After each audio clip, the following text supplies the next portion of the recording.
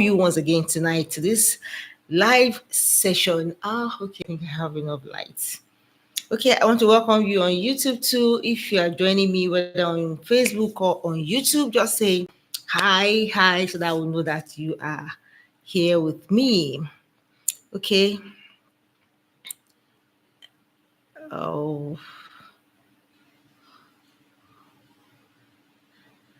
all right. Okay.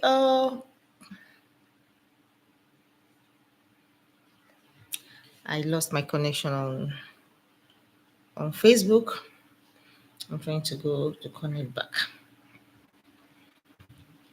Okay, I'm back. Yeah. Okay. Permit me to have a word of prayer tonight before we commence. Father, we thank you, Lord, for tonight. We bless your name. We give you glory because you're a faithful God. Thank you for the gift of life. We are always grateful for this gift you've given to us because it shows that you are still mindful of us. It shows that you still have plans for us. It shows that you have not forgotten us and your promises concerning our lives will surely come to pass. We give you all glory in the name of Jesus. We pray, Lord, that tonight, Lord, you speak through me and you give the word that each person needs per time, what they need to do per time, that insight that they need to do that will make them to be a mother, to be a father. Father, release that word for them tonight in the name of Jesus. I'm your only name be glorified at the end of this. In Jesus' name, amen. All right. So once again, I want to welcome you on my book review tonight. Oh, how my book is not here. Oh, wow. Please, 1 minute. Let me just go get the book.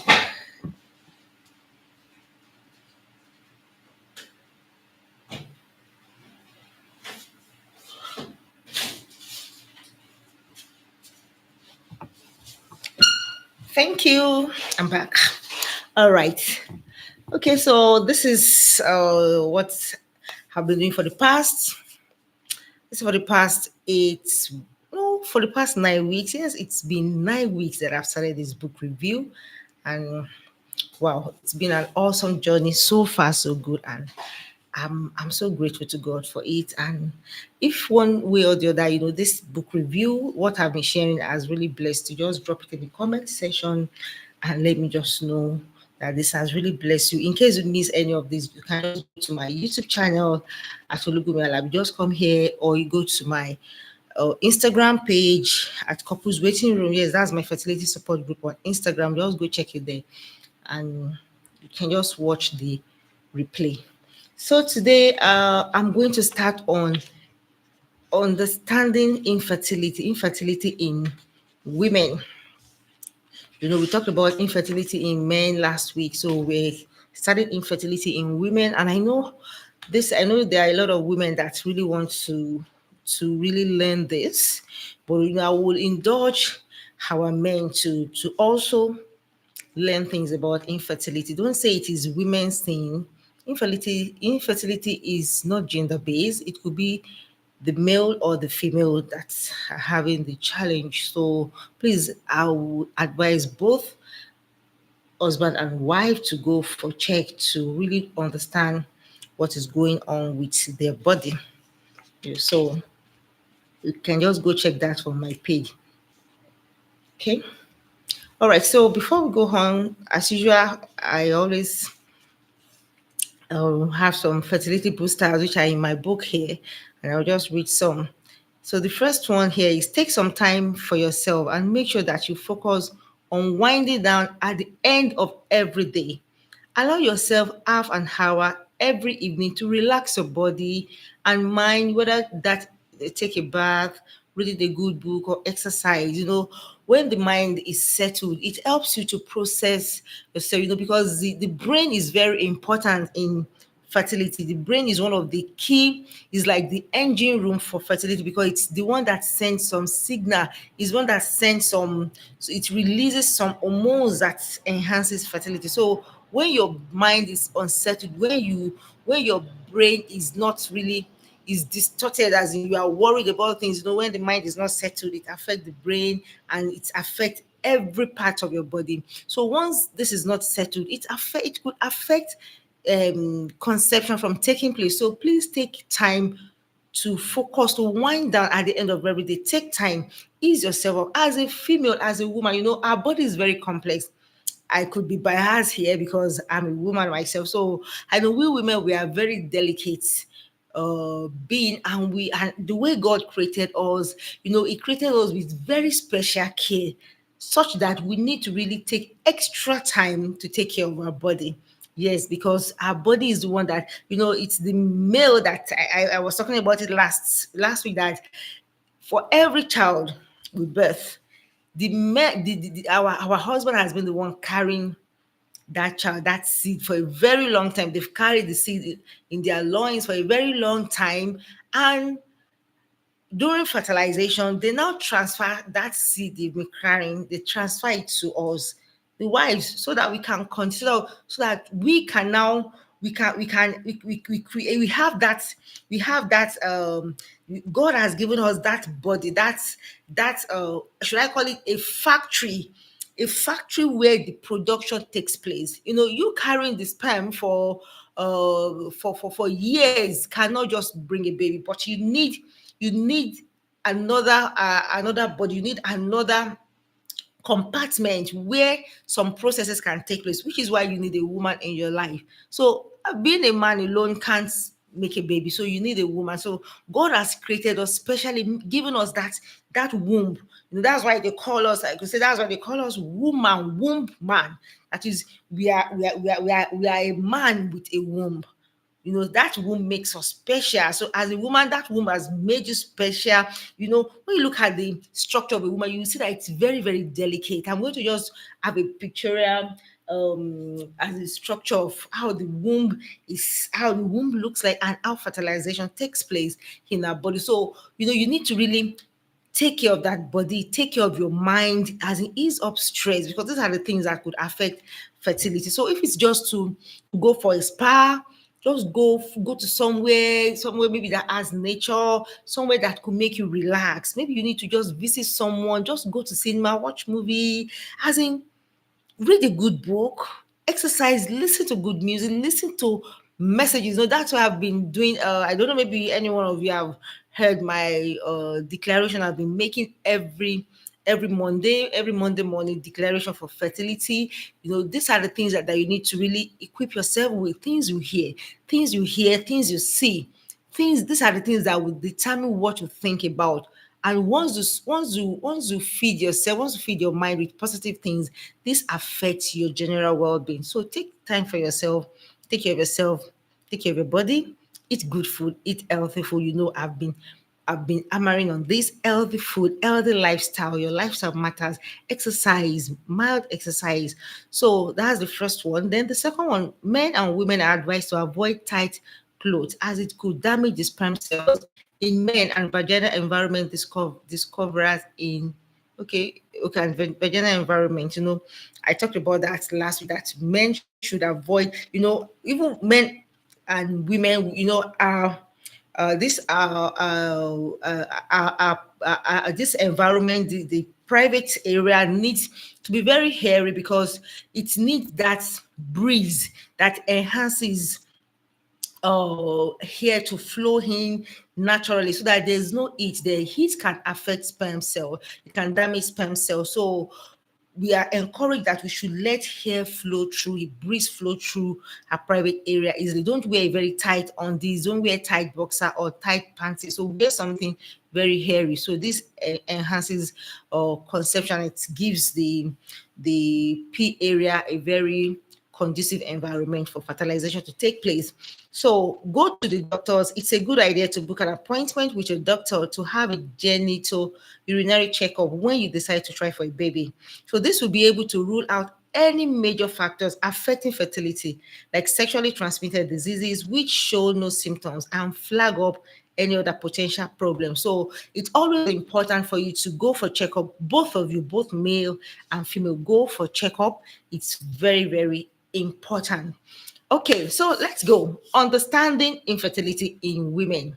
This is very interesting because I love it so much, because it's what I experienced, and I got to understand even more about what went through my body when I was waiting. There's some things that I never understood then that I got to understand now as I do more research on this infertility. Then I was naive. I wasn't experienced. I was not I was not as informed. I was not informed. I didn't even know much about what was happening. I just said, okay, I was trying for babies then, and it wasn't coming forth. But now that I know, I want you people that maybe you are going through that waiting period, or you are still single lady, you are still a single lady. These are the things that you need to take cognizance of so that you can prepare yourself. Like I said in my video, that it's better for you. There are some things you can prevent rather than looking for the cure later in the future. So these are the things that would help you. If I had known earlier, there's something that if I had known earlier, perhaps it would have helped me, or I would have known better way to approach it. So it's very important.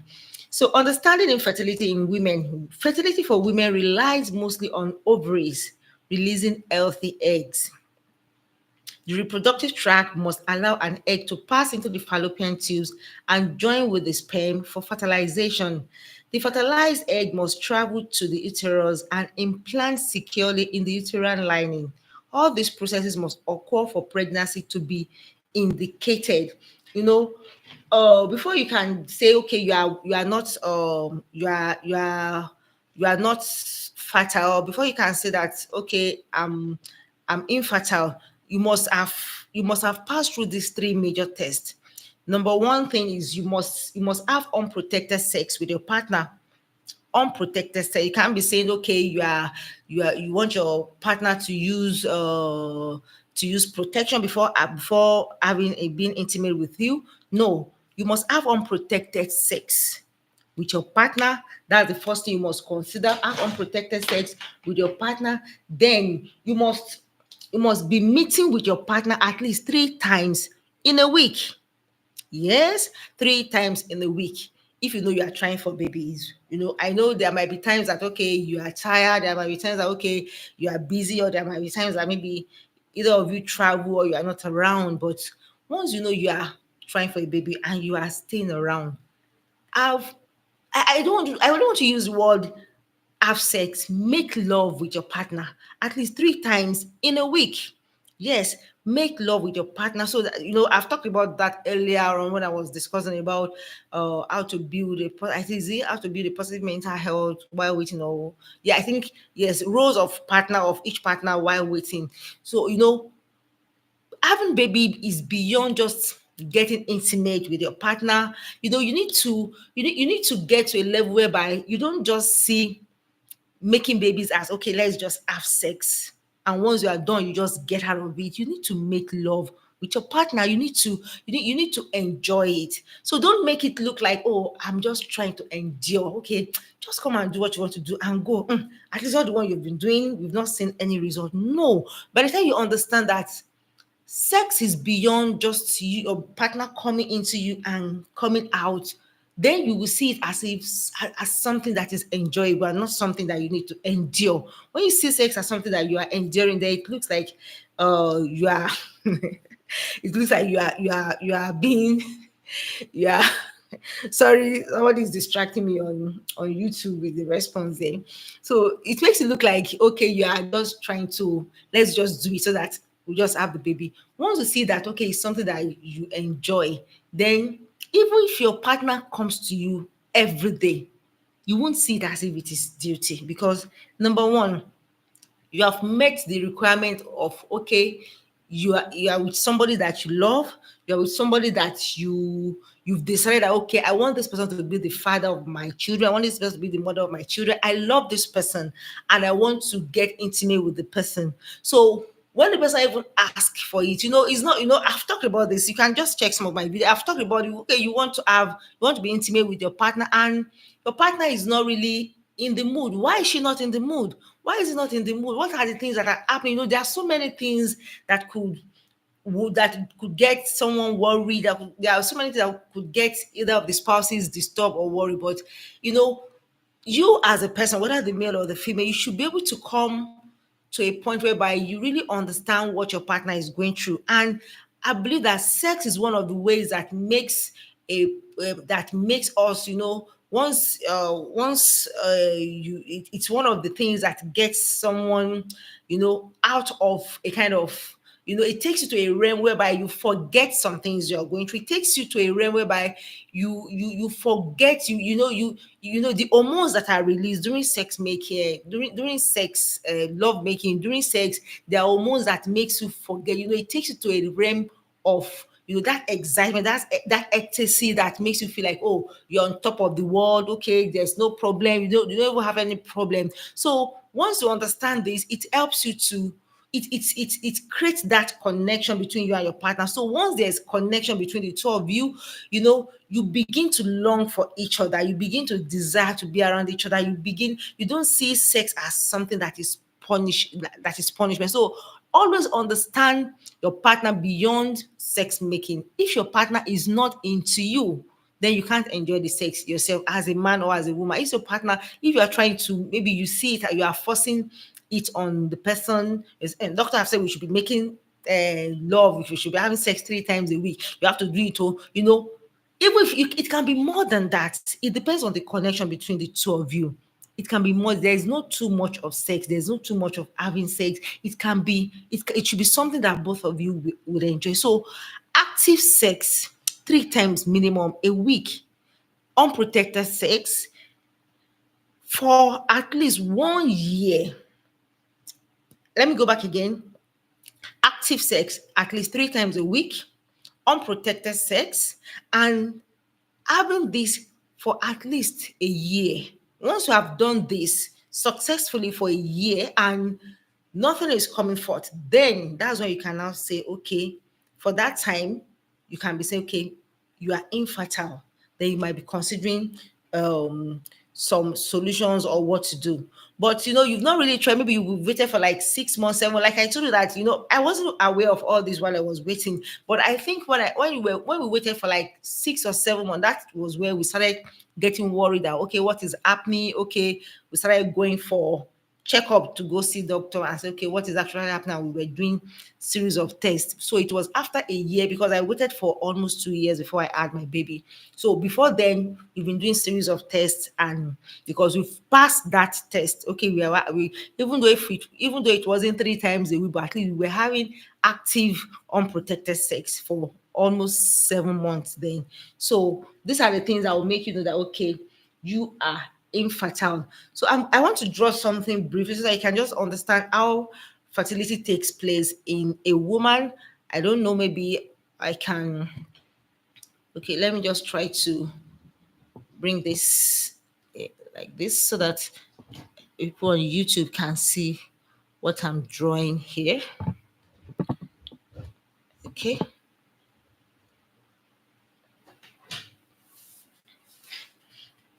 Okay. I mentioned the woman body as a house, for for babies.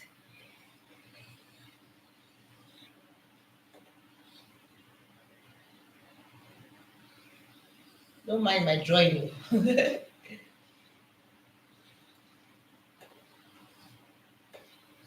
Okay, so assuming this represents as a picture of the woman uh, uh, womb, the reproductive part of the woman, and this is so this area is called the womb. The womb of the man, is what house it houses the baby once the baby is formed. So I'm going to talk about the work of each of them, and this part is called the cervix. It's called the cervix. This area is what we call the vagina, and the plus what um, we call it the vagina area. So let me just leave this one. The vagina area. Then This is the fallopian tube.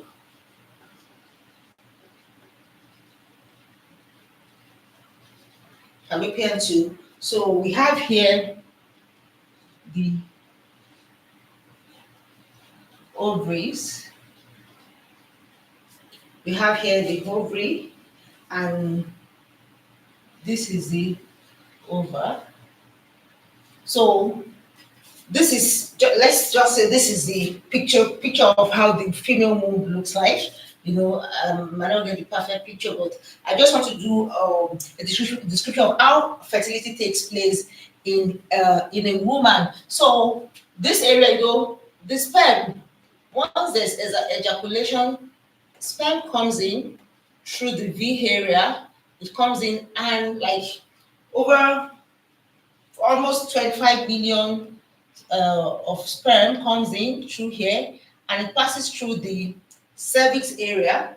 It passes through the cervix area, and the rush towards the egg. This is the egg, the ova, where the ova is. The ovaries house the eggs. So these are the eggs for female. So this is the fallopian tube. So once there's ejaculation and the sperm rushes down to fertilize the egg, you know, during ovulation, as at maturing, once the egg is mature by the help of the release of some of the hormones that enhances the egg to be mature, the egg will be released during ovulation, and it travels down here through the help of another hormones. We're going to talk about that hormone later. So the mature egg stays here. So the mature egg stays here, and the fastest sperm gets here to fertilize the mature egg. It fertilizes the mature egg, and once the egg is matured, it fertilizes and forms what we call gametes. And once it forms the gamete, they travel down back to implant on the wall of the uterus, and that's when you say there's implantation, and the baby begins to grow in the uterus, and the uterus begin to expand through the help of another hormone. So once all these things are in place, as in the sperm is healthy, the sperm is fast, the sperm is okay, it's active enough to travel fast. The fastest one and the healthiest one fertilizes the egg. There's fertilization, and down now there's implantation, and the baby begins to grow here.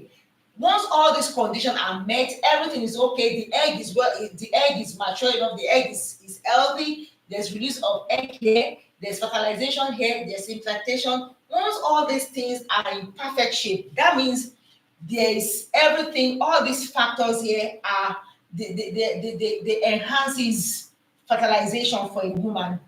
But there's some other things that we can't see here, that we can't draw here, which are the hormones that also enhances fertilization of a woman. Once all those hormones are in place, the hormones that help, there's a hormone that helps the ovary, the egg, to mature. There's a hormone that helps to mature. There's a hormone that transfers it to this place. There's a hormone that helps it to implant, and there's a hormone that helps baby to grow in the uterus. Once all those things are in place, then there can be fertilization. But in a situation whereby maybe some of these factors are not okay, maybe from the male factor, if the male the sperm is not healthy enough to transfer through the cervix to get fertilization. Once the sperm is not okay, or perhaps the area of the vagina, I posted something about the V area, that the pH of the V area can also affect fertilization. I talked about that the V area of the period can affect fertilization. I'm going to talk about that later, but I'm just trying to show you the picture of how fertilization takes place naturally. So once all these things are in good shape, fertilization can happen. It can take place. on all the on normal condition. Once all this now, the hormones are okay, the uterus are okay, there's no scarring on the fallopian tube, the eggs are okay, fertilization takes place. But in a situation whereby these things are not okay, maybe there is a problem somewhere, maybe the pH of the vagina is not okay to accept or to accommodate the sperm, or the cervix is not okay, or there are some bodies in the uterus. There's some bodies in the uterus. The uterus is not okay. The eggs are not okay. The fallopian tube is blocked. All things, all the hormones, the ones that we can't even draw, the hormones are not in perfection. Once all these things, there's any problem with this, then either of these could now cause infertility in a woman. So once all these things are put into consideration and you've checked all these things and you discover that, okay, I think this is where the problem is, it helps you to know what you can do part time as a woman who is trying to conceive. I believe you understand that. I'm still going back to the picture later. Okay. So let me continue with it. I'm just trying to explain how fertilization takes place naturally in a woman. So in women, fertility and the ability to carry an infant to term is dependent on several factors. Ovulation, that is the release of the egg to the fallopian tube, the release of a mature egg to the fallopian tube. That's one of the factors. The hormonal system, the hormones that are released from the brain, the hormones that are released, that okay, these are the hormones that enhances the fertilization, the hormones that helps the, oh sorry, I have issue. Okay, I think I can still continue. The hormones that helps the egg to fertilize, the hormones that moves the egg to where it's going to get fertilized, the hormones that move the fertilized egg down to the uterine wall. Once these things too are not in shape, all these hormones, once they are not there, they could also affect it. Then also genetic factors and other things. So when there's an interruption or disconnect among these factors, an inability to conceive or carry a baby to term is noticed. So now let's talk about common causes of primary and secondary infertility in women, as it has been discussed in previous chapter. So some risk factors causing infertility in women that are worthy of note include: number one, age. Age. Everyone say age. The age of a woman. The age of a woman. I won't blame people who say they want to get married on time. Honestly, I won't blame them, because a woman's fertile period starts once the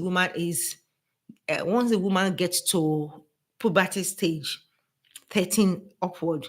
Between the ages of 13 and 29, that's the woman's most fertile age. Yes. Because I posted, so I don't know, maybe I've posted it, that for every woman, every girl child, every female is born with between 1 to 2 million eggs at birth. 1 to 2 million eggs at birth. For a female that is born at birth, we all have 1 to 2 million eggs. And as the girl child grows, the egg decreases. It decreases as the child grows, as the girl child grows. And once the girl child gets to puberty stage, the egg reduces to like 300,000 eggs once the girl child gets to puberty stage. And for every month that the girl child go through a menstrual cycle, the girl child releases at least one or two eggs, at least 1 or 2 eggs per menstrual cycle. It could be more. So as this girl child ages, the number of eggs reduces. I said 300,000. Once the girl child gets to puberty stage, 300,000 eggs are remaining. So as that girl child grows, the number of eggs remaining in the body reduces. Eggs don't multiply. Yes, you can't increase the number of eggs a female carries. Yes, you can't increase the number, they rather reduce. The eggs reduce per time. For every time the girl has a menstruate, the egg reduces. So once a woman is getting to age of 29, 30, 35, the egg reduce, as in it reduced, the eggs in our body reduce drastically. And that's when they say, okay, the woman is getting out of infertile age. And once the woman gets to 45, that time is the woman is already getting to a premenopausal stage age. So for every woman, that's age is one of the factors that affect fertility. The early the younger a woman is, the more fertile she is. As once a woman is at fertility age, maybe a fertile period, so the younger she is, the more fertile she is. The older a woman is, the less fertile she is. So that's how age affects conception. So it falls, yeah, I said the ability to conceive start to fall at age 35, around age 35. So once the woman is getting to age 35, the ability to conceive, it reduces. I'm not saying that it's not possible, but the chances reduce because the number of eggs remaining in a body has reduced drastically. And I think that I talked about how you can maintain a healthy egg. The things that can enhance good quality of egg is your egg, the quality of your egg, as in the things you eat, your lifestyle. These are the things that helps your egg to be active, to be healthy. And taking supplement, there are supplement you can take that can help your egg to be healthy, that can improve your egg.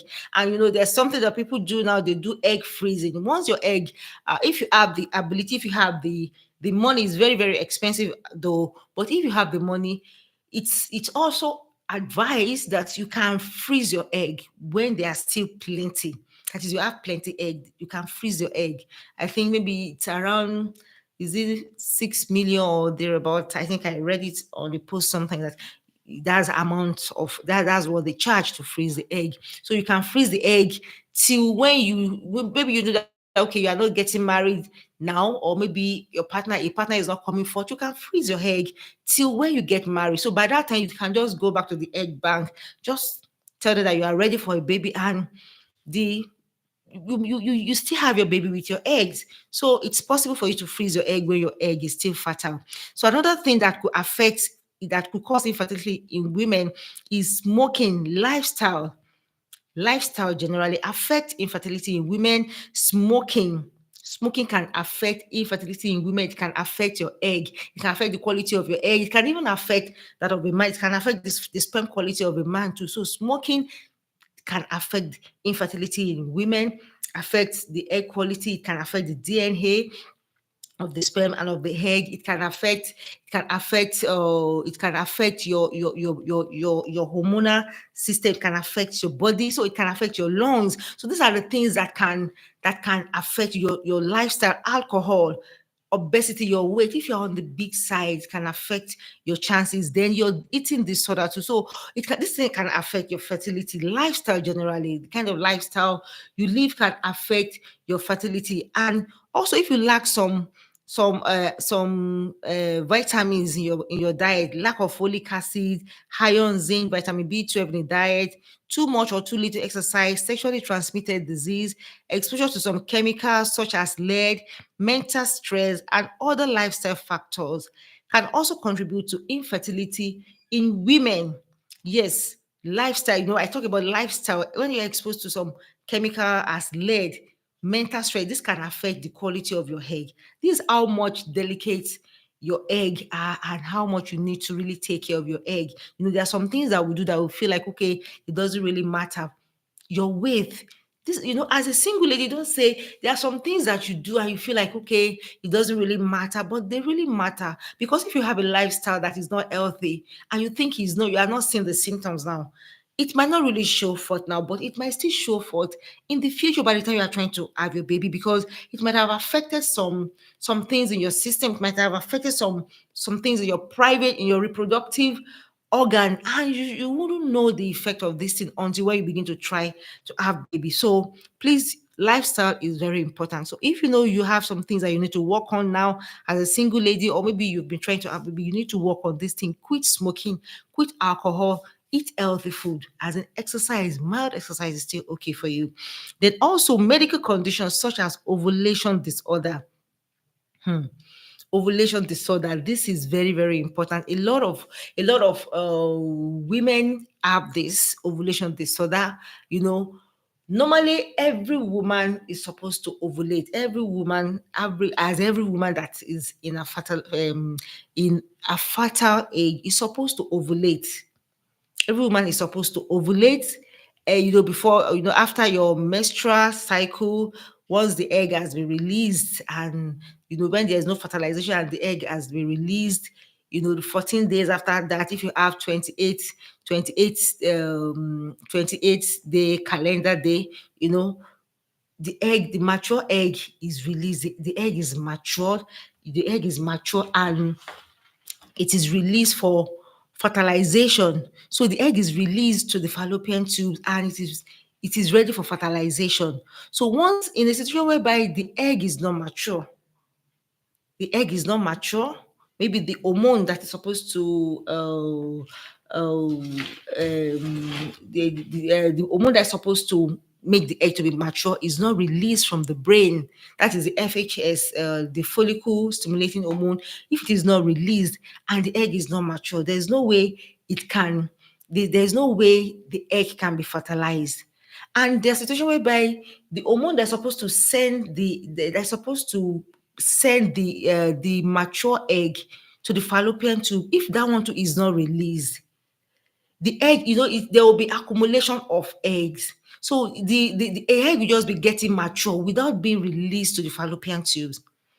And these are the things that could, this accumulation of eggs without releasing, these are the things that causes polycystic ovary syndrome. There are the things that are called this PCOS that a lot of people experience that, and they say, okay, I'm not having baby because the egg is getting mature, but they are not being released to the right place.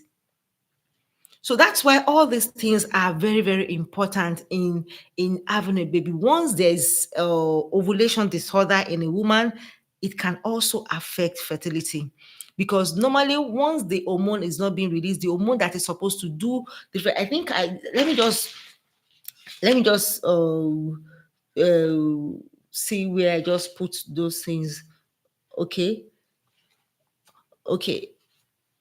I think I'm trying to see. Okay, I wrote something here. Okay. So, the brain is like the driver. It sends signal to which the fuel, the hormone is released. That is follicle stimulating hormone. So this brain sends signal again to the ovary to tell the ovary that there's need for you that there's need for egg to be mature for fertilization. So after the egg is mature again, another hormone is being sent from the brain. That is the luteinizing hormone that causes the egg to move and reach the middle of the fallopian tube. You see that all these things, they work hand in hand. Once the follicle stimulating hormone has made the egg to be mature, the brain sends another signal that, okay, this egg is mature, is ready for it's like when they say, okay, a woman is ready for marriage. Okay, this woman is ready for marriage. Okay, let's wait for someone to come and ask her a hand in marriage and the likes, and the bride is ready for her man to take her, and the man is not coming forth. That could cause a lot of distress for the woman. Oh, where's my man? When is my man going to pick me? And it causes a lot of challenges, distress, mental stress for the woman. So that is how it is for the egg that is mature, and there's no luteinizing hormone released from the brain to transfer the egg to the fallopian tube where it's going to be fertilized. So after that one, if that one is assuming maybe it's area there's luteinizing hormone that causes the egg to move and reach the middle of the fallopian tube, which we call that one ampulla. That is ampulla is somewhere here. I think in my I don't know, maybe you can see. Yeah, this is where the ampulla is, where the egg meets the sperm. So once that one is done, once the egg is able to get there, it stays there, and that is when they say the woman is ovulating. Most of the time, a lot of women, we have ovulation pain. Ovulation pain. That is when the egg is moving from the ovary into the ampulla where it's waiting to be fertilized. And when there's no fertilization, that is when the egg now goes down into the uterus, and they say the woman is releasing she releases the egg as a menstrual period. But in a situation whereby the egg get fertilized, at the ampulla, that's where fertilization takes place. So while you're having sexual intercourse, so sperm move to the ampulla to fertilize the egg, and the baby form at the ampulla and move back to the uterus. So once the baby forms here at the ampulla here, once the sperm is able to get here, once the sperm is able to get here, this is the egg, and I do it here. Once the sperm is able to get it, it fertilize it, and it moves down to the uterus wall to get implants there. So, in a situation whereby a woman has ovary abnormality, as in ovulation abnormality, maybe the woman is not ovulating, or eggs are not being released, or different things, this could cause infertility in a female. Also, hyperprolactinemia. Hyperprolactinemia, that is release of too much prolactin in the woman's body. You know, prolactin is an hormone that stimulates the milk in the woman's breast. And wow, this thing, when I heard this thing first, I was like, why now? But this is something a lot of men, a lot of husbands likes, fondle their women's breast and the likes. And why is it something that could affect someone that is trying for a baby? You know, during pre-intimacy, most men fondle the breasts to stimulate sexual arousal. So this shouldn't ordinarily result in infertility. However, in women with high levels of prolactin, which is a key breastfeeding hormone, this can stimulate milky discharge from the breast. This condition can cause irregular or no ovulation, resulting in infertility. High levels of prolactin in the blood could cause by a pituitary tumor, nipple stimulation, medicine given for depression, psychosis, high blood pressure, excessive stress, or exercise, herbs including fenugreek. Okay, so you know, this prolactin is being released, you know, once a woman gives birth, the brain send another signal for another hormone to be released, that okay, oh, the baby has come. So at that time, every other hormone ceased because they've done their work. Now the prolactin is the hormone that will now stimulate the mammalian gland, is it mammalian gland they call it, the breast of the mother, to secrete milk so that it can nourish the baby. So in a case of a woman that has high prolactin already in her body, and the man is stimulating the breast, is funding the breast, this can send a signal that to the brain that a baby is trying to force milk out of it. So that's why you see some people that they are not pregnant, but milk is coming out of their breast. So this send a signal, and it stops. You know, once this send a signal to the brain that prolactin is being called for from the breast, automatically the brain will know that okay, I think I need to stop releasing the hormones that makes a woman get pregnant. I think I need to stop releasing the hormones that makes a woman to ovulate, because it is what the signal that is sent to the brain that determines what the brain is going to release, because everything is stage by stage. So it believes that okay, this gland is being activated. Obviously, you believe that okay, a baby is already there, a baby needs something. So the brain will send the signal that there's need for prolactin. And once there's release of prolactin, the luteinizing hormone, the follicle stimulating hormone, the estrogen, all those ones, they stopped. They stop because the brain believes that okay, the baby has arrived. So this is another thing that could cause infertility in some in some women that have high prolactin in their body. So another factor that could affect infertility in the female uh is is poor egg quality. Poor egg quality, I talked about that. There are some lifestyle that could affect the quality of your egg. So eggs that are damaged or develop genetic abnormalities cannot sustain pregnancy, and it has a risk of infertility. If the egg is not healthy, there's no way the egg can produce a healthy baby. You know, that's why they say some people that if some older women get pregnant, there are high chances that they have abnormal babies, because the eggs are not really okay. The eggs are not healthy enough to produce a healthy baby. You know, so poor egg quality could affect fertility. Once the egg is not healthy, it has been affected by maybe lifestyle, it has been affected for by different things, different factors. It might not produce a healthy baby. So another problem is uh, thyroid thyroid problem. Okay, I think I need to talk about the okay. Okay, let me quickly talk about this before I move to this. There are some things I want to talk about.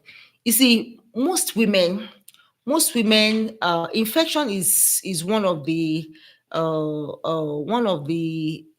significant impact. It has significant impact on fertility, infertility, infection. And the truth is, a lot of women have infection and they don't know. And that's why I said young ladies should even be a part of this, and don't say because you are married, because you are not yet married, that don't need to really put this into consideration. I treated PID before I got married. I never knew that. Okay, PID is something that it could it could come through enemies, because a woman has different openings in her body. We women, we have different openings in our body, and there are different things, there are different ways that infection could come in. And that's why they say that sometimes, if a woman, as a woman, how do you clean up your V area when you pee? How do you clean up? If you clean from front, from back to the front, there are chances that bacteria from your anal area could be transferred into your V area, and that could cause infection. So, an untreated long-term untreated infection could lead to PID, that is pelvic inflammatory disease, which could, those bacteria could transfer to your uterus, to the fallopian tube, and they could cause what we call the scary. They could call, is it scary? They would call the scar, as like a scar on the fallopian tubes, on the wall of the uterine. So long-term untreated PID could affect the fallopian tube. It could cause a blocked fallopian tube. It could affect the uterus. It could cause all these things. They are often caused by different things. Sometimes it could be STI, sexually transmitted infection. When a woman has infection and you are treating the infection, but your partner is not treating the infection, obviously, in as much as your partner is having intercourse with you, the infection is going to keep coming back. So if you are treating infection as a woman, your husband too needs to treat the infection, so that you know that you are free of that infection, because infection is one of the highest cause of infertility. Infection could affect the quality of your egg.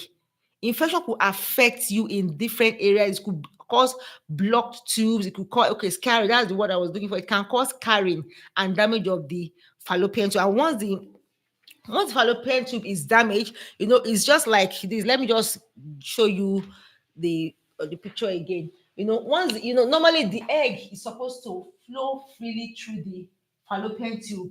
And once the fallopian tube is scarred, maybe due to infection, it's like there's bruise on this thing. Instead of the egg to travel freely and smoothly through the fallopian tube, the egg gets stuck here because of the infection.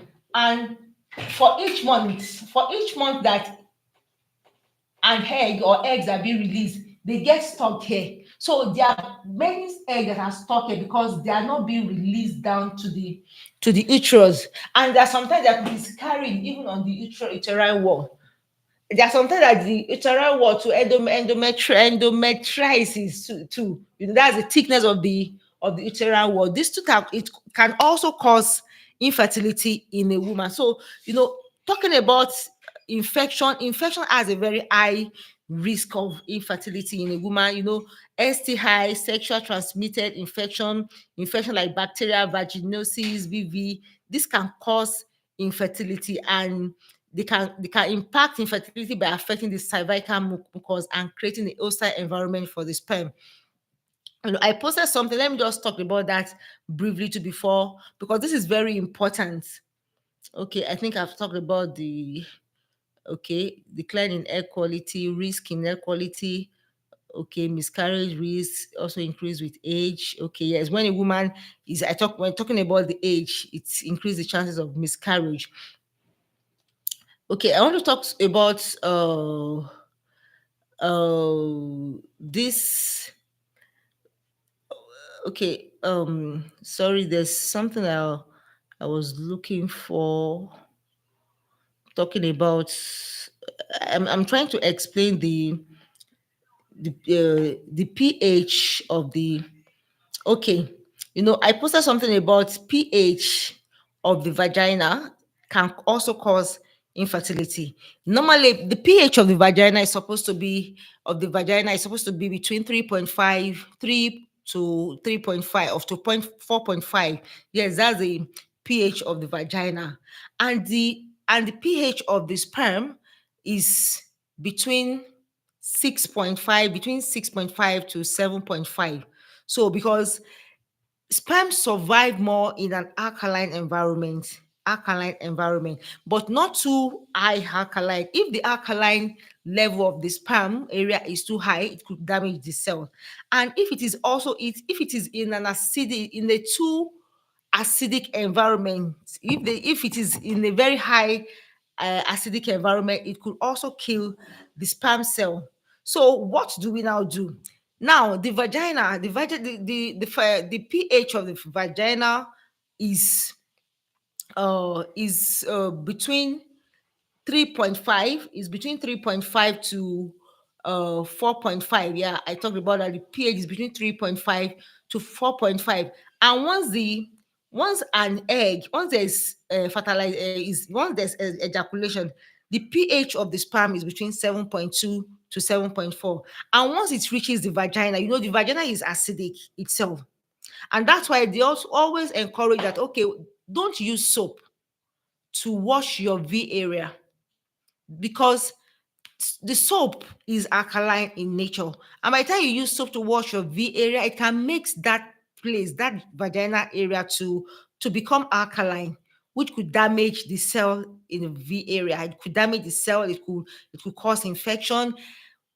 The V area, it cleanses itself naturally. And that's why they encourage that you use warm water to clean your V area, because if you use soap that has alkaline, it could affect the concentration, it could cause infection, because the acidic in the V area, it helps to kill the infection. That could it kills the infection. It does not allow infection to thrive, because the place is very exposed. So once this place is less acidic, it will give room for bacteria to thrive.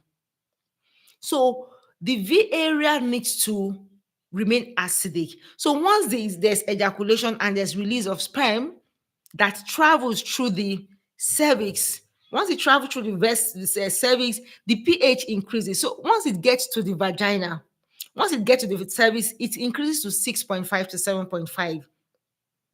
And once it gets to the vagina, it becomes 4.5 to 7.5. Now it has gotten to a kind, they call it, like buffer solution, like a place where acid and base meet together. When I saw that word, I remember my chemistry days, that, okay, buffer solution, at a point where the acid and base meet together, when they combine together, trying to form a neutral compound. So at that stage, it is neither the sperm is neither acidic nor alkaline. So it is in a neutral, averagely neutral area, because if it is too acidic, it could kill it could kill the sperm cell. And if it is very, very alkaline, if it's high in alkaline, it could also damage the sperm cell. So once it gets to the V area, which is acidic in nature, it neutralizes it, it balances it together, and it gets to that optimal pH level of around 4.5 to 6.5. So we need to really understand that. So please don't use soap, don't use alkaline substance to clean your V area, because it could kill those cells. It could kill the bacteria that could it could lead to infection in your V area, because those that acid, it helps to kill all the bacteria that could affect, that could cause infection, that could cause infection in your uterus and in your fallopian tube. And once it reaches the uterus, it gets to around 7 to 7.8. So I think I need to really explain that before I move forward. And I think cervical mucus, cervical mucus is what is released during a female ovulation, woman's ovulation, and this one, it enhances the movement of the sperm through the to service to the uterus and the fallopian tube. And this cervical mucus is also between the pH of 7.5, between 7 and 7.5. So maintaining a balanced pH in both the vagina and semen is essential for the semen, for the semen to try, for the semen for the sperm to be able to reach the egg, to penetrate the egg. Okay, so these are the things. So this is why infection is one of the highest things that could cause infertility, because these are things that we don't really take cognizance of. We just do things anyhow. We just, when you have infection and you don't even know that, okay, you really need you need to really take care of your body as a woman, even before you start trying to have baby, because these are the things that cause blockage of the uterus and affect the uterine wall too. Okay, so let's quickly talk about test to do. Okay, I think another thing I talk about, problems in the uterus or fallopian tube. So this prevent the egg from traveling from the ovary to the uterus. So if the eggs does not travel, it can be harder to conceive naturally. So this can be caused by scar tissue from surgery, submucosal fibroid, endometriosis, or previous sterilization. I talked about that. Once a woman has fibroid, endometriosis, fallopian blockage, these are the things that could block the fallopian. So, I talk about, okay, thyroid hormones, which influences the lining of the uterus and need to be receptive to fertilize the egg. So let's quickly talk about tests to do. So tests for female infertility are aimed at ascertaining if any of the necessary processes involved in pregnancy are impaired. So a standard fertility test will include a general physical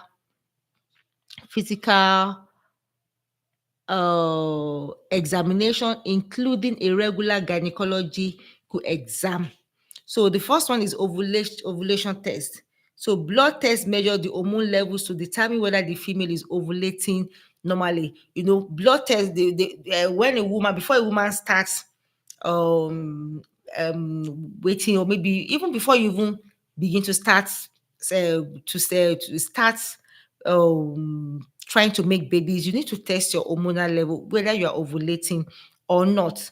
So they take your blood sample and they check your hormone level, they check whether you are ovulating, they check the level of your hormone, all these hormones that I mentioned, the FSH, the LH, the prolactin, progesterone, estrogen. These hormones should not be too much and should not be too less in your body. If it is too much, it will affect you. And if it is not enough, there's a normal quantity that you need as a woman to enhance conception. So you need to do your ovulating testing. Then hysterosapinography. Let me just call it HSG.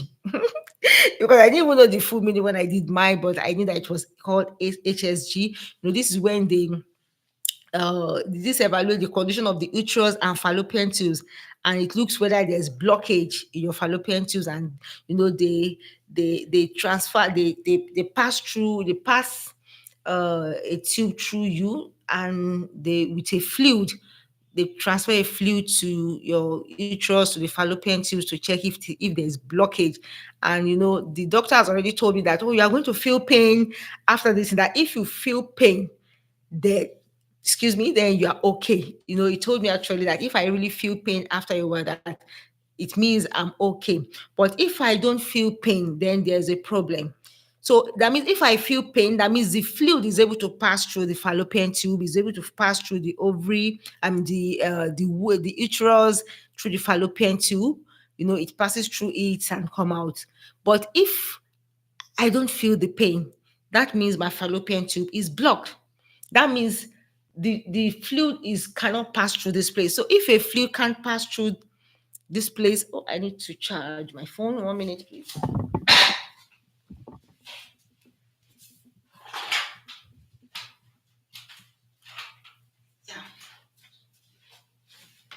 Thank you.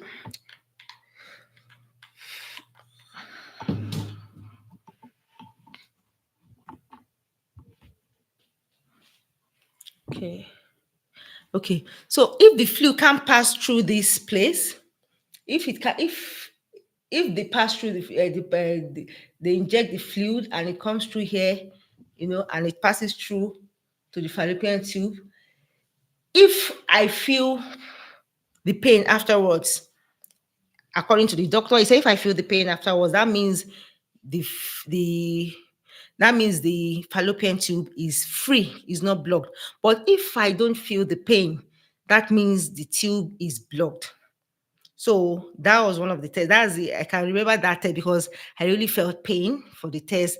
Even though he gave me some pain relief, some drugs, and the likes, he said once I get home, I should just make sure that I lie down. And homo, it was hell. After a while, after I got home, I had to call the doctor that, sir, I'm feeling pain, serious pain.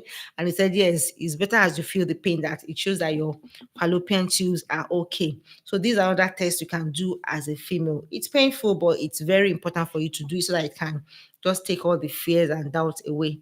Then ovarian reserve testing. So this test helps you to determine the quantity of the eggs available for ovulation. So this approach often begins with hormonal testing early in the menstrual cycle, before the eggs are released. The hormone that are released, the hormone that makes the egg mature have been released, and it helps you to test the number of eggs that are really mature. So they check the number of eggs that you have per time. I think this is very important for people that want to do IVF. IVF. So it helps them to know the number of quantity, the number of eggs they have, the number of eggs that is mature. So this helps you to know when you're ovulating and if your eggs are really mature. And this can help you to once they know all these things, it will help them to know the kind of hormone that needs to be boosted, whether you don't have enough LH or FSH. So it will help them. Once they do this test, they will know what to give you to, as in the hormone that you need to really boost. Then other hormone testing. So the other hormone testing check the level of ovulatory hormones. That's what I talk about, as well as pituitary hormone that control reproductive process. So imaging test, a pelvic ultrasound looks for a uterine or ovarian disease. Sometimes a histogram, also called saline infusion sonogram, is used to see details inside the uterus. So also hysteroscopy, the doctor may request a hysteroscopy to look for uterine disease. During the procedure, a thin lighted device is inserted through the cervix into the uterus to view any potential abnormalities. So I didn't do this one. I did HSG, and I think I think HSG was the first one I did. It was the first thing I did. And after that, I'm not sure. I can't remember. I didn't do any other test. But okay, I did another test that they discovered that I had cyst, ovarian cyst. Yeah, I can't remember the name of the test, but I think it's either this hysteroscopy that I did. They did scan for me. They did one scan for me. They did X-ray for me. They did that for me. So they checked for the ovary, whether my ovary was in good condition, but they discovered that I had ovarian cyst then, and I was scheduled for, I think, for surgery. I was scheduled for surgery, and I was supposed to come back 2 weeks afterwards. And on getting there, that's why I said my own conception, I can say it's a miracle, because I can't really say this is what I did, this is what I did right, or this is what I didn't do right. But I was just going through every stages that I was given. I was taking the drugs they gave me, I was taking the vitamins they gave me, I was taking the supplement, I was taking all those things, but I can't really say this is what I did. So when I went back to the doctor, to check for the ovarian cyst, when the doctor did the scan and he did everything, he said he can't find the cyst. And I think I read somewhere that sometimes the cyst disappears itself. I don't know, but the truth is the cyst was not there. It was not found afterwards. So that could be another test to be done. Then laparoscopy. This minimally invasive surgery involves making a small incision beneath the navel and inserting a thin viewing device to examine the state of the fallopian tubes, ovaries, and uterus. A laparoscopy may identify endometriosis, scarring, blockage of irregularities of the fallopian tubes, and problem with the ovaries and uterus. So these are the things too that can help for people with PCOS to check the level, maybe there are, maybe if there's a mass there, to check if there's a mass on the fallopian tubes or the uterus, to check for endometriosis. So this test too is also important. So not everyone needs to have all or even many of these tests before the cause of infertility is found. The doctor and the patient will decide which tests are necessary for the specific condition. So that's why I talked about you seeing a doctor, and the doctor will, based on examination and questioning, they will know the test that you need to do per time. But I think one of the major tests that need to be done was that HSG, which is what we check the fallopian tubes, the uterus, to check if it is not blocked or not, because those are the major things that causes infertility. Once the fallopian tube is blocked, or PCOS is blocked due to infection or different things that causes blocked fallopian tubes, maybe PCOS, endometriosis, those are the things that they need to check first, because it is very common causes of infertility in female. So HSG is one. So if a doctor recommend HSG for you, I will advise you go for it. You do it. It's expensive and it's painful, but it's worth it, so that it can help you to know what you need to do per time. So this is where I'm going to draw the curtain tonight, because I really spent more than the time. Next week, we are going to talk. I think I'm going to end this next week, because the other thing that remains is now the stories of hope. Yeah, it's the story of hope. It's been an insightful journey so far. So I'm going to end it with the fertility treatment, basic fertility treatment options that you need to do as a man and as a woman. We talk about the optional, the alternative, the assisted reproductive technology, things, other means of having a baby. Not everybody will have a baby naturally. Some people might need assisted reproductive technology to get their baby. In as much as it's your baby, yes, it's a gift from God to you. So embrace it. There's so many alternative technology to have a baby now, and whichever you choose to use, whichever you decide with your spouse to use, it's all okay for you, in as much as it's your decision and it's what you want to have. If you still want to trust in God for your baby, I know there's nothing that is impossible for God to do. Like I share my testimony that, when we went to the doctor, and the doctor said there's no way we can get pregnant naturally except through IVF. And perhaps if we had money for IVF, perhaps we would have gone to do the IVF. But we did, when you don't have money, that's when your faith will increase more. We have to just go back to God and just start trusting God, that God will believe that you can do it, and God did it. So you can keep your faith alive. You can trust God for your baby. You can trust God for your conception. Once you know that every other thing are in check, every other thing are in place. Spiritually, you are spiritually sensitive. Physically, you are okay. You are healthy. Your lifestyle is okay. Medically, you have done every necessary test, and everything is okay, is in tune with your body, with your spouse body, with your own body. Your reproductive body is okay. Then you've done everything. Then just keep your hope alive and trust God, and keep doing what I told you to do. Remember, I mentioned three major things that you need to be doing. Number one, you remember? Number one, active sex at least 3 times a week. Number two, unprotected sex with your spouse. Number three, doing this for at least a year. Yes, once you are doing this for at least a year, or even continuously, you have higher chance of having your home baby, provided every other thing has been handled. Okay, so this is where I'm going to draw the curtain tonight. It's been an amazing time coming here to have this session with you. And if you have any question, you have any contribution, you have any experience, you can drop it in the comment section below, and I'm going to respond to you.